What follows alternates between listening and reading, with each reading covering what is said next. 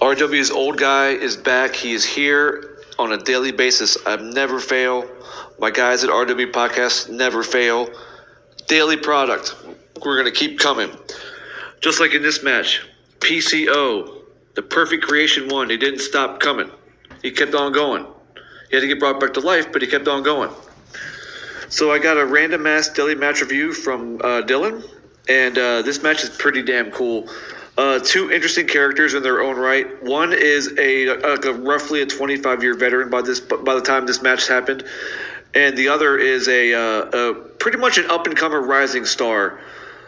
And I mean, he's on his way to the main event, and I'll talk about him in the aftermath. But we got Darby Allin versus PCO. This match happened for Black Label Pro. This is National Slampoon's Wrestling Vacation. This match occurred on July 18th, 2018, emanating from the On the Square Sports Academy in Crown Point, Indiana. So it's basically like a gymnasium, and there's about roughly maybe 120 people here. So first out is Darby Allin, and first thing I noticed was he didn't have a skateboard. So I'm curious if he came up with the skateboard gimmick when he came to AEW. Not sure, but he got a nice pop. So I'm assuming he's the babyface. I'm not even sure because I'll talk about it in a second. Okay, he does. He has his little his half of his face is painted like he does now in AEW. He gets in the ring, and the first thing I noticed, he looks graceful in the ring. Like I wonder if he ever did ballet or some kind of dance or something. He just looks graceful, and that'll come out in the match itself, as I'll mention that periodically. He goes to the top rope, acknowledges the fans, and then does a backward somersault off it. And he waits in the ring for PCO, who comes out again to a nice pop. If there was booze in this match for any of these guys, for whatever reason, I couldn't tell. It sounded like this crowd was pro PCO and Darby Allin. So I had a little bit of issue figuring out if there's either of these guys were a heel. If anybody knows around 2018, was PCO a heel? I'm not really sure. Let me know in the comments. I appreciate it. So I learned from my one of my buddies at RW Podcast that PCO is blind in his right eye. So that's why he has that little friggin' bit of paint right above it or right on it, around it. And I'm going to talk about this guy's career for a little bit in the aftermath. There's some few anecdotes I want to bring up, and not to mention his little ebb and flow of his career. In case someone knows who PCO is, he has a Frankenstein gimmick, and which will be made clear as this match progresses. So it's kind of fun. All right. So Darby Allin is ready. PCO is ready. The crowd is ready. So the ref says ring the bell, and here we go. All right, so right away, Allin hits PCO right out of the gate with a missile dropkick, and PCO bumps to the floor, but he manages to stay on his feet. Darby Allin attempts to dive through the ropes, but PCO goozles Allin and attempts a choke slam, but Allin is able to escape this choke slam by putting his feet on the ring apron. Allin stomps PCO's hand, and then Allin leaps back in the ring and runs the ropes and hits PCO with a dive right through the ropes. PCO hits the floor. Nice pop from the crowd. Allin starts punching PCO, but PCO pushes Allin into the ringside barricade back first and cuts off Allin. These guys get back in the ring, and Allin goes up to the top and attempts a shoulder tackle, but he just hits PCO. PCO no-sells it, and Allin just bumps to the floor. It's freaking hilarious, and PCO's like, "Rah!" He's a Frankenstein kind of a guy. He feels no pain, right? PCO runs the ropes and hits a big boot to Allin. PCO hits an exploder suplex to Allin. Crowd starts to clap for Allin. They want. So at this point, maybe I'm thinking Allin is the babyface in this match. Allin starts to punch PCO, but PCO no-sells the punches and then nails Allin with a forearm. PCO hits a Death Valley driver on Darby into the turnbuckle. PCO nails Allin with a Michinoku driver. Looked really good for a 2 count. Allin is showing his heart. He's obviously taking a beating, and he's been hit with a few impactful moves at this point. But obviously, he's not going to stay down for this for PCO. So it seems to me that Allin is the babyface, and we're going to see PCO playing the heel as this match goes on. I think. Although I think all the fans respect both wrestlers, so both guys get pops throughout this whole match. Allin tries to fire up, but gets dropped by a wheelbarrow suplex from PCO. And Allin continues to sell like a boss. He just like looks dead whenever he gets hit with a move. And he continues to fight from underneath. So obviously the babyface is Darby Allin. And like I said, I'm not sure if PCO is a heel, but he's doing the heel stuff. He's stalking Allin. And Allin is taking the beating and selling it. So yeah, I think that's the story, the fight underneath story. The fight underneath story. Actually, sorry, I'm rubbing my words together from time to time. Yeah, Allin is doing that fight underneath, and PCO is the monster. At this point, Allin has, I'm going to call him Darby, fuck it. So forget Allin. Darby rolls out to the apron and brings PCO's neck down to the top rope. However, PCO no-sells and just friggin' just ragdolls Darby back in the ring. He just throws him halfway through the ropes and halfway through the ring, or halfway across the ring. PCO whips Darby into the corner. PCO charges Darby and nails Darby with a forearm. PCO runs the ropes and hits Darby with a discus elbow for a 2 count. And so far, Darby's getting his ass whipped. This match has been a mugging so far. PCO goes for a last ride powerbomb, but Darby escapes and hits PCO with a few strikes. Then wham! Nails a PCO with a code red for a nice 2 count. Darby continues to sell. Even though he just hit a move, he's still continuing to sell. I like it. In fact, PCO gets to his feet before Darby does. Love that stuff. It's really good. The crowd claps to try to help Darby fire up. PCO charges Darby in the corner, but eats a boot to his face and falls to a knee. Darby at this point flips over PCO. It's a beautiful missile dropkick. Wham! And PCO bumps to the corner.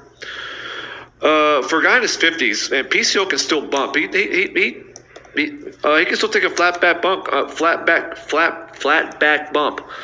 I mean, that's what you need from a guy who's playing a heel. You gotta be able to bump for the comeback, you know. And if you can do it at 50, power to you. I'm 45, and I'm already tired of thinking about what PCO was doing in this match.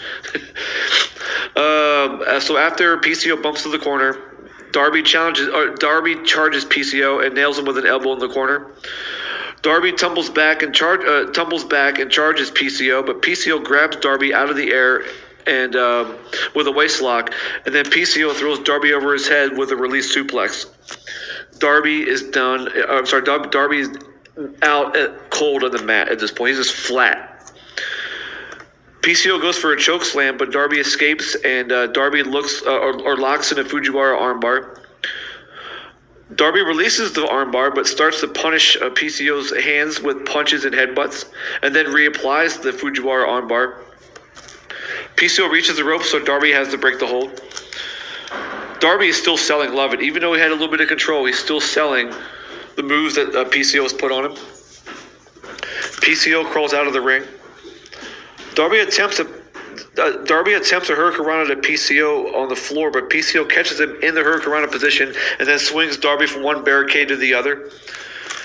PCO charges at Darby, but Darby dodges and PCO runs into the barricade and then falls over it. DA goes to the top. Oh, geez. He's going to the top. Oh, what's he doing? Oh, wow. He freaking nails PCO with a 360 from the ring post over the barricade. So both men are down now. Both men are outside the ring and they're down. PCO picks up Darby by the throat with one arm and slams Darby to up against the wall of the building. And they continue to brawl by a few tables by that wall. It looks at this point, it looks like PCO is just laughing at Darby's strikes. I'm not sure if Darby is just throwing haymakers and like doesn't have any power behind him. But either way, PCO is just selling how much of a monster he is by like, you can't hurt me. PCO tells some fans of ringside to get out of the way and get out of their seats, and then proceeds to freaking just launch Darby Allin into the empty seats. A Darby chant breaks out. PCO sets up chairs 2 by 2 and seat to seat, and then power bombs Darby through those chairs. And I'm just thinking Darby's just getting his ass whipped. He's getting pummeled. I don't know how he can take a beating much longer, but he continues to show heart by getting up and not giving up. PCO throws Darby over the barricade, but somehow Darby is able to send PCO throat first into the barricade, giving him some room to breathe. Darby doesn't wait long because he gets in. He sets PCO on top of the barricade and clubs PCO's back with some forearms, and then gets in the ring, runs the ropes, and then hits a beautiful dive right to a hung up PCO through the ropes. Yeah, just a beautiful dive through the ropes. PCO bumps to the floor. Look, good stuff, guys. Good stuff by Darby. Not to mention, Darby continues to sell his beating, so both guys are down on the floor. PCO gets back in the ring. Darby follows him. Darby goes to the top and then nails PCO with his. PCO gets back in the ring and he's still on the mat. Darby goes to the top rope and nails. He absolutely nails friggin' PCO with a spinning trust fall, and PCO dies. He's done. He's down. Both men are down. So at this point, my audio, the video cuts out, so I don't hear any of the commentary, and I don't hear any of the crowd. So I'm a little confused right now, but so especially since the camera pans from the ring to the ring entrance, and there's this guy comes out with a freaking car battery and jumper cables. I'm not sure what it's about. I know what he's doing. I don't know who it is. So our mystery guest shows off the sparks of the battery when you ground the wire and all that kind of shit, and then he brings that battery to the ring, and he's going to use it obviously to electrocute PCO back to life. You know what? I'm going to call this guy Duralast. I don't know what to call him. So Duralast it is. And this is taking way too long, and I'll talk about that a little bit later in the aftermath.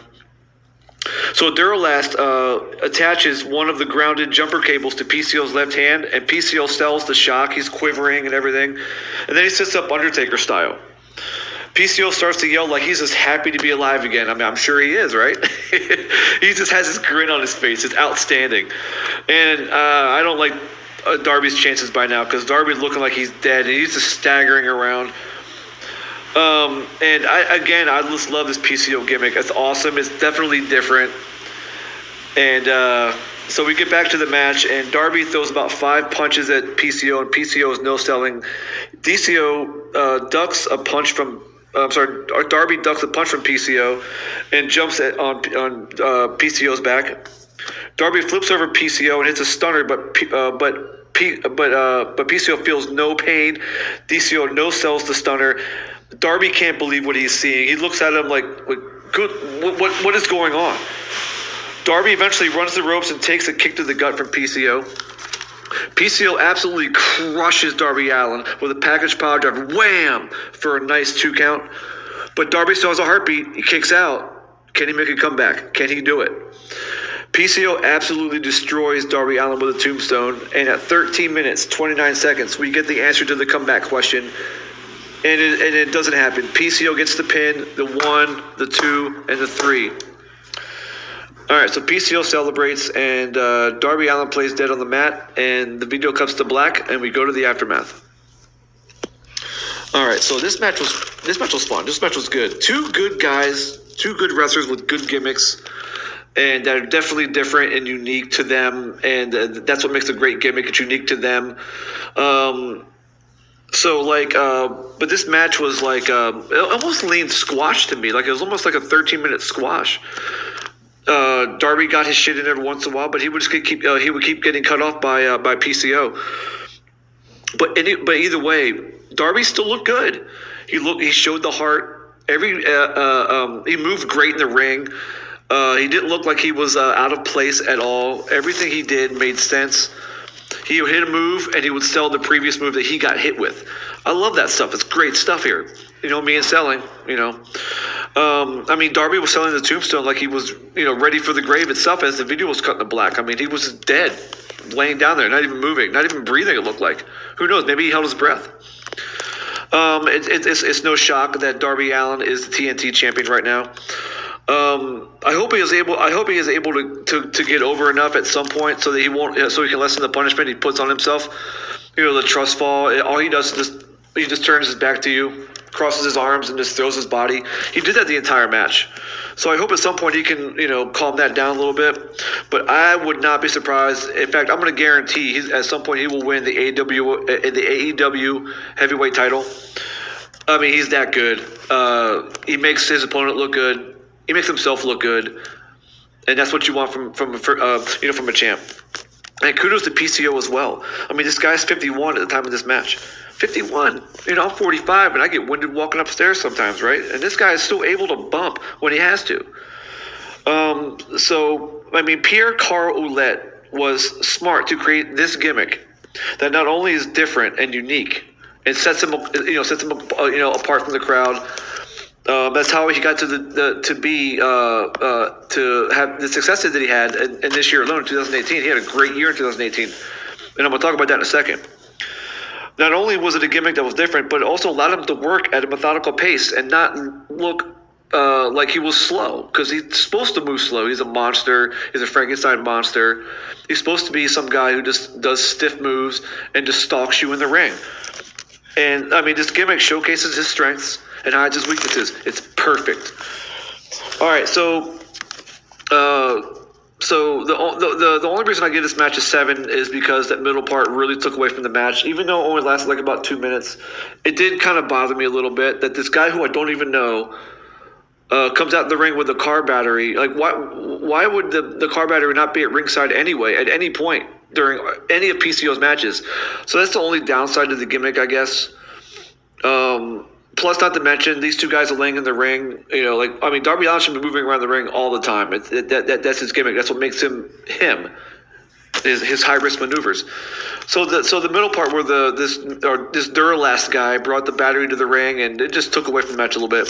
I would have given it like maybe 8 or a 9 if this didn't happen, or was this or just went got executed a different way.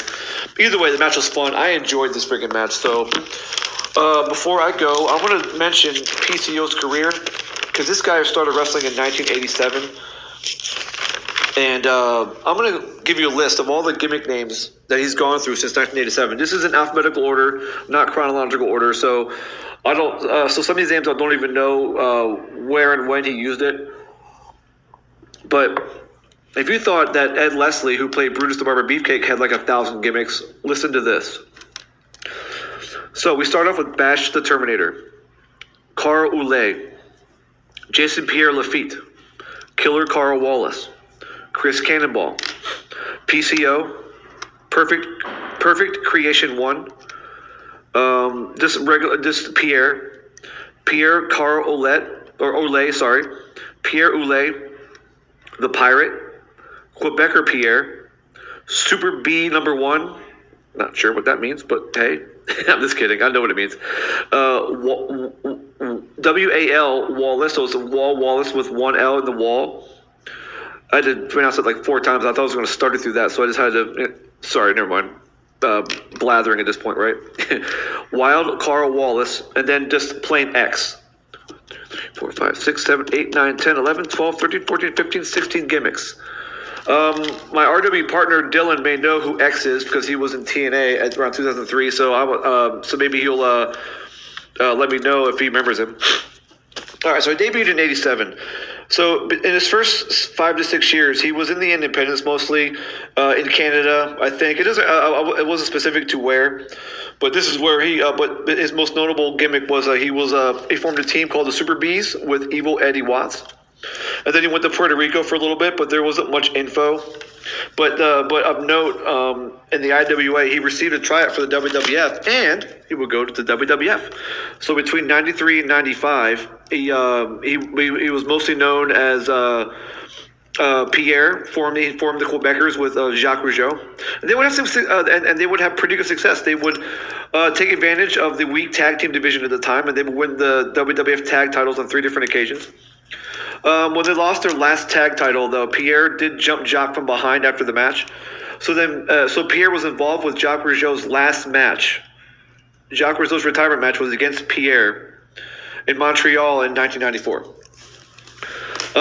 Pierre would become Jean Le Père Lafitte, which is a pirate gimmick, and his most notable rivalry will be with Bret Hart over Hart's ring gear. So the two would have a good match at In Your House 3, in which Hart won via submission due to the sharpshooter. In his book, or maybe it was an interview, I forget which, Bret Hart would give Pierre Lafitte props for his physical style and safe work. And that actually would give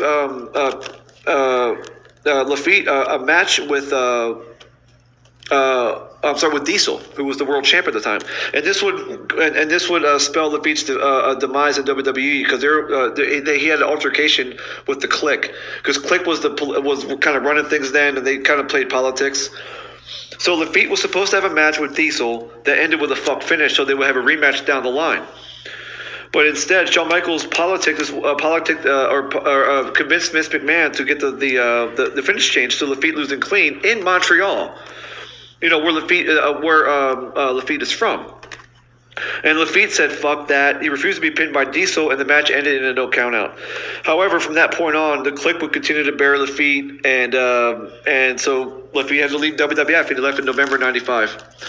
He went from WCW for a little bit. He formed the French Canadians with Rougeau. He would go back to the WWF, where the only thing he really did was he was in the Brawl for All tournament in 98. But he got beat in the first round. He went to ECW for a little bit and then went back to WCW, joined Team Canada with Rougeau again, but nothing really happened. And then he had to leave WCW due to visa issues, so he went to Canada. He went back to Canada to help Jacques Rougeau with Jacques Rougeau's International Wrestling 2000 promotion.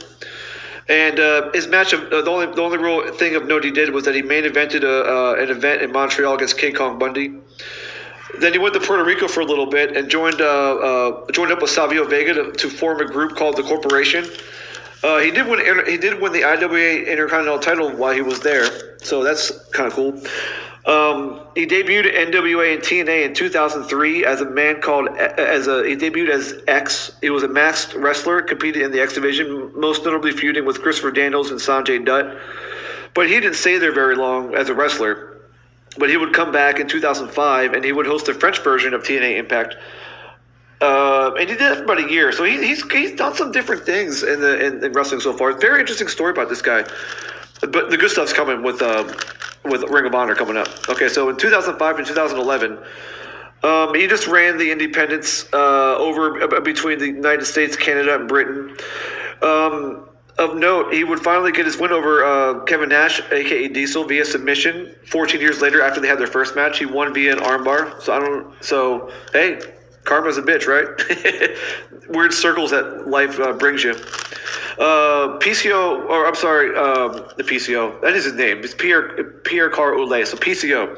He would retire from wrestling for about 5 years until 2016. He came back in May of 2016, and and for a couple of years, he just wrestled around the independents in Canada and the United States. It was during these 2 years that he would develop his French Frankenstein gimmick, the gimmick that you saw in this match and that I described. And he made his debut in Ring of Honor on December 1st, 2018. He joined up with the Villain Enterprises with Marty Scurll and Brody King.